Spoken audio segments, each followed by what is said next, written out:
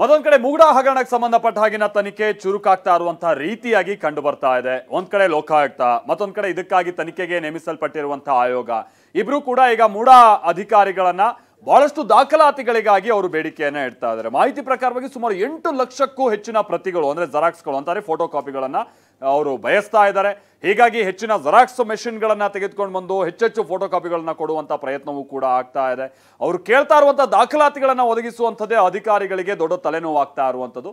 ಮತ್ತೊಂದು ಕಡೆ ಇದೇ ವಿಚಾರಕ್ಕೆ ಸಂಬಂಧಪಟ್ಟ ಹಾಗೆ ರಾಜೀನಾಮೆ ಜಟಾಪಟಿ ಕೂಡ ಬಹಳ ಜೋರಾಗಿ ಕಂಡು ಬರ್ತಾ ಇದೆ. ಬನ್ನಿ ಇದಕ್ಕೆ ಸಂಬಂಧಪಟ್ಟ ರಿಪೋರ್ಟ್ ನೋಡ್ಕೊಂಡು. ನನ್ನ ಹೆಂಡತಿ ಯಾವತ್ತೂ ಕೂಡ ರಾಜಕೀಯಕ್ಕೆ ಬಂದವಳಲ್ಲ ಅಂತೇಳನ್ನ ಇವತ್ತು ಬೀದಿಗೆ ಬಂದಿದ್ದಾರಲ್ಲ, ಇದು ನ್ಯಾಯನಾ? ಗೌರವವಾಗಿ ಮನೇಲಿ ಇದ್ದವ್ರನ್ನ ಹೊರಗೆ ಬರಂಗ್ ಮಾಡ್ಕೊಂಡಿರೋ ನೀವು ಮಾಡ್ಕೊಂಡಿರೋದು. ಕೊಟ್ಟ ಕುದುರೆಯನ್ನು ಏರಲಾರದವರು ಹೀನರೂ ಅಲ್ಲ, ಸೂರರೂ ಅಲ್ಲ. ಯಾವ ಕುದುರೆ ಕೊಟ್ಟಿದ್ರು ನನಗೆ? ಈ 15 ತಿಂಗಳಲ್ಲಿ ಅವರೇನ್ ಮಾಡಿದ್ರು? ಎಷ್ಟು ಜನರು ಬೇಲ್ ಮೇಲೆ ಇದ್ದಾರೆ, ಎಷ್ಟು ಜನರ ಮೇಲೆ FIR ಇದೆ? 5 ವರ್ಷ ಅವರೇ ಮುಖ್ಯಮಂತ್ರಿ ಆಗಿ ಸಿದ್ದರಾಮಯ್ಯ ಇರ್ತಾರೆ. ಮೂಡ ಹಗರಣದ ತನಿಖೆ ಚುರುಕುಗೊಂಡಿದೆ. ಲೋಕಾಯುಕ್ತ ಇಂಚಿಂಚು ಜಾಲಾಡ್ತಾ ಇದೆ. ಇದೀಗ ದಾಖಲೆ ನೀಡೋದೇ ಮೂಡ ಅಧಿಕಾರಿಗಳಿಗೆ ದೊಡ್ಡ ಸವಾಲಾಗಿದೆ.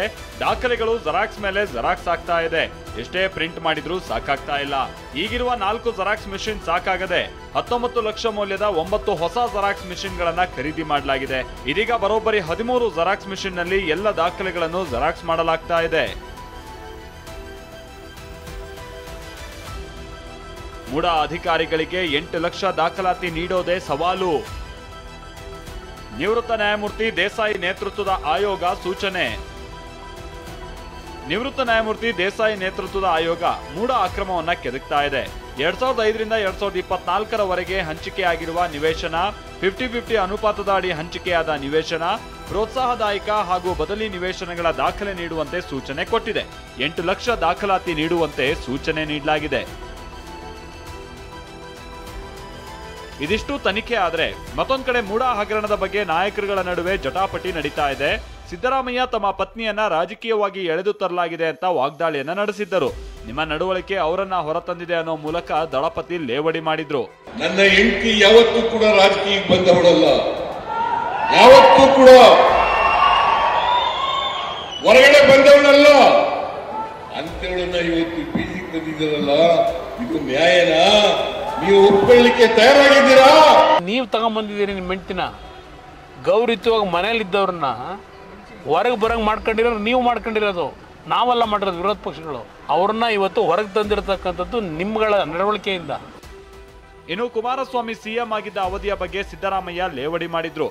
ಕೊಟ್ಟ ಕುದುರೆ ಏರದವನು ವೀರನೂ ಅಲ್ಲ ಶೂರನೂ ಅಲ್ಲ ಅಂತ ಬೆಂಕಿ ಉಗುಳಿದ್ದರು. ಇದಕ್ಕೆ ಪ್ರತಿಕ್ರಿಯಿಸಿರುವ HDK, ನನಗೆ ಯಾವ ಕುದುರೆ ಕೊಟ್ಟಿದ್ರಿ ಅಂತ ಗರಂ ಆದ್ರು.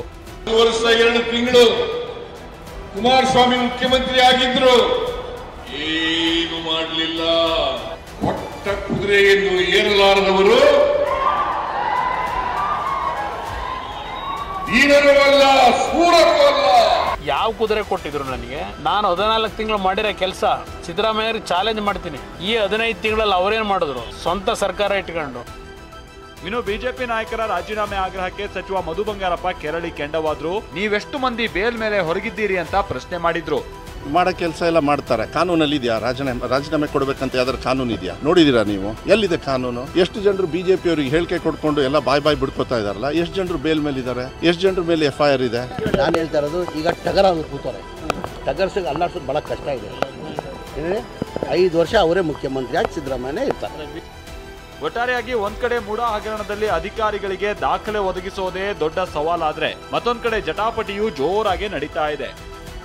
Bureau report, TV9.